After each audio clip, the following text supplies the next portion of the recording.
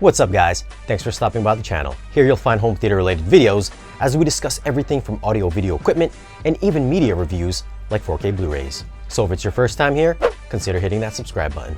In for a review, we have Solo, a Star Wars story on 4K Blu-ray. I won't discuss any plot details, but he does die in episode 7. I'm just going to share with you my thoughts on the video and audio quality. Now for a few tech specs. The movie was shot in 3.4 and 6.5K. It's got a 4K DI. It's rated PG-13. Runtime is 135 minutes. Aspect ratio is 239:1. There's going to be black bars. I think I'm having flashbacks here. Is this The Last Jedi all over again? Okay, image quality here I thought was better looking than The Last Jedi. Not leaps and bounds better, but detail looked 4K good on this disc. The image had that 4K sharp crispness I know a lot of people look for when buying UHD Blu-rays. I found tons of finely rendered details, whether it be from small bits of dirt on this guy's boots, or the weathered aged leather strap on Chewie. Up-close facial details were excellent, as eyelashes, wrinkles, and skin imperfections I thought looked impressive.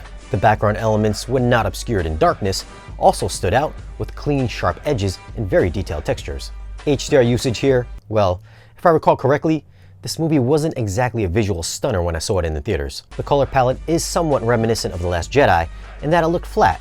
Colors were often dull and muted looking, and black levels, yeah, I think it was more like gray levels. There are a lot of scenes that take place in darkness, so characters and backgrounds can tend to blend all together. Black levels were more grayish and added almost no contrast or punch to the image.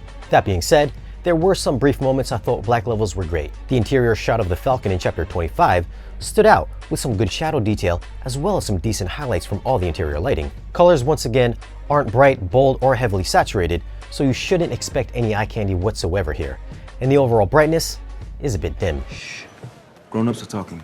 Audio is done in Dolby Atmos. Wait, was it? Oh yeah, supposedly is. Atmos effects here were non-existent. If I have to go into my individual channels and bump up the speaker levels to hear something, that's unacceptable. What I heard in the height channels was some occasional ambiance and a passing light sounding effect, but mostly I heard nada. Dynamics, much like The Last Jedi, I felt were lacking, but there is a touch more bass response here. The mountain explosion in Chapter 15 had some low-end extension, as well as the Kessel Run in Chapter 35. Lower channel activity was decent with some convincing audio movement, but surround levels were a few decibels lower than the fronts. So for audio, I'm gonna go with a 6. This is the same audible experience I remember having at the local theater, so if I was to rate it on that, then yeah, it gets a 9. But this is a Star Wars movie with tons of fantastic visuals. A lack of Atmos height effects and low dynamics is a real letdown. And sadly, the audio just doesn't match the visuals. For video, I'm gonna go with a 7. Again, it did look the way I remember at the theater, with its dull colors and milky blacks, so if I was gonna rate it on matching the theatrical experience, I'd give it a 9 as well. There's some great detail here, and the image is clean and crisp. Oh, and is grain-free. But I think most casual viewers may expect a Star Wars visual masterpiece. Instead, I thought it was visually lackluster. So should you pick this up on 4K Blu-ray? Of course, if you're a Star Wars fan. Was it a good movie? I think it was alright. Now if you guys want to pick up this disc, I'll leave a link down below in the description. Be sure to leave us a comment and tell us your thoughts on Solo on 4K Blu-ray. Hit us up on social media, and if it's your first time here, hit that subscribe button. We'll see you guys again in the next one.